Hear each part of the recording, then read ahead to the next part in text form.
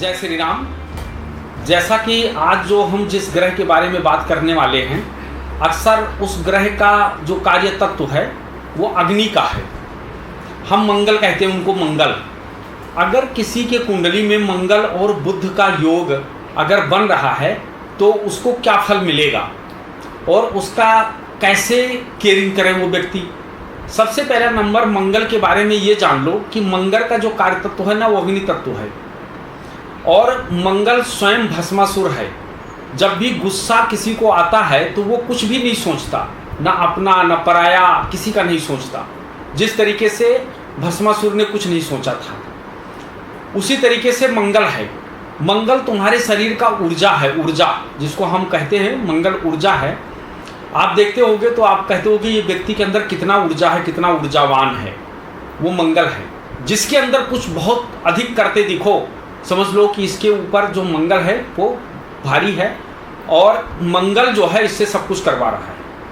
अगर मंगल उसके लग्न में बैठ जाए तो वह व्यक्ति जो होता है जब 35 साल का होता है तो वो 25 साल का लगता है देखने में। और मंगल बुध का बैठने का कारण क्या होता है? मंगल को हमेशा अगर कोई ग्रह शांत करता है तो बुध करता है। जिस समय भस्मासुर का आतंक चल रहा था, स्वयं देवादेव महादेव को ही भस्म करने के लिए उन्मुक्त हो गया था, उस समय पर विश्व मोहिनी का रूप बनाकर भगवान विष्णु आए थे और उन्होंने भस्मासुर को भस्म कर दिया था। उसके ही मतलब तपस्या ने उसको भस्म कर डाला। ये है बुध, क्योंकि बुध के अंश को लेकर के जो भगवान पैदा हुए हैं वो भगवान विष्णु पैदा हुए हैं।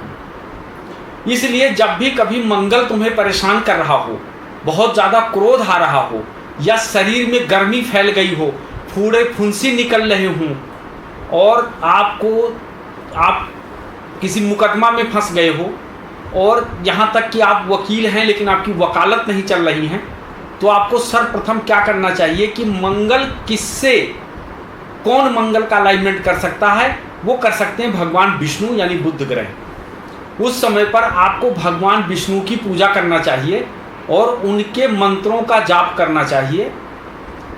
जो उनका मंत्र है ओम नमो नारायणाय नमः, इस मंत्र का आप जाप करें। और जब आप इस मंत्र का जाप करेंगे तो आप देखेंगे कुछ ही दिन के बाद जो मंगल ग्रह अमंगल कर रहा था वो शांत हो गया और आपके लिए अच्छा रूप बना दिया। इसलिए जो मंगल बुध का योग होता है वो बहुत अच्छा माना गया। दूसरा चीज क्या है कि मंगल भूमि है, उसको भूमि पुत्र मंगल कहा गया है, वो भूमि है। और बुध जो है वो कृषि युक्त जमीन है, यानी कृषि युक्त। तो मंगल का और बुध का योग बहुत अच्छा योग माना गया है। लेकिन कब? जब आपकी बुद्धि शांत होगी तब। क्योंकि मंगल को कौन शांत कर सकता है? जैसे मंगल क्रोध है, अगर आपको गुस्सा आ रहा है और कोई व्यक्ति आपको बहुत अनाप शनाप बक रहा है लेकिन आपने उसके कोई सवाल का जवाब नहीं दिए और आप मुस्कुरा करके बातों को टाल रहे हैं, अंत में क्या होगा?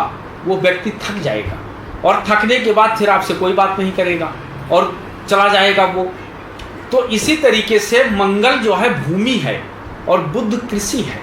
जब व्यक्ति का मंगल बुध एक साथ बैठ जाए, ऐसे व्यक्ति को कुछ ना कुछ जमीनें ऐसा रखना चाहिए जो कृषि करने के योग्य हो, जिस पे हम कृषि कर सकें। यानी कुछ ना कुछ, अगर कुछ नहीं तो अपने घर में जिसका मंगल बुध एक साथ हो उसे थोड़ी सी जगह छोड़ के रखना चाहिए और उसके अंदर गार्डन इत्यादि कुछ ना कुछ पेड़ पौधे लगा करके उसकी निराई गुड़ाई या उसका जो है कटाई छटाई ये सब करते रहना चाहिए। अगर ये सब आप करते रहेंगे ना तो आपका मंगल जो है वो जो आपको अमंगल कर रहा था वो डाउन हो जाएगा। इसलिए मंगल के लिए और कोई उपाय नहीं है कि मंगल के लिए आप ये करो, आप ये करो, आप ये करो। क्योंकि बात जो हो रही है ये हो रहा है वैदिक ज्योतिष का, ये बात वैदिक ज्योतिष का है, पराशर जी का। तो यहाँ पर क्या है कि आपको वैदिक रीति रिवाज के अनुसार ही आपको उपाय भी करना पड़ेगा। यहाँ पर आपको तंत्र विधि नहीं लगाने की जरूरत है, यहाँ पर करने की जरूरत नहीं है। देखिए हर ग्रह अपने आप में रेमेडी है।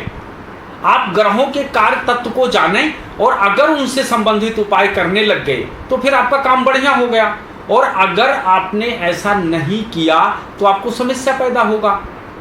तो इस कारण से मंगल बुध की युक्ति बहुत अच्छी युक्ति है, परंतु आपको जो रेमेडी मैंने बताया वो करना पड़ेगा। भगवान विष्णु की पूजा और कृषि युक्त जमीन, या अपने घर में कुछ ऐसी जगह छोड़ के रखो जिसके अंदर आप निराई गुड़ाई कुछ भी बो करके, धनिया मिर्च कुछ भी बो करके, और आप उस पर जो है गार्डन करते रहें। तो उससे क्या होगा कि आपके बुध का अलाइनमेंट हो जाएगा और मंगल का भी हो जाएगा और आपका जीवन बढ़िया हो जाएगा। जय श्री राम, हर हर महादेव।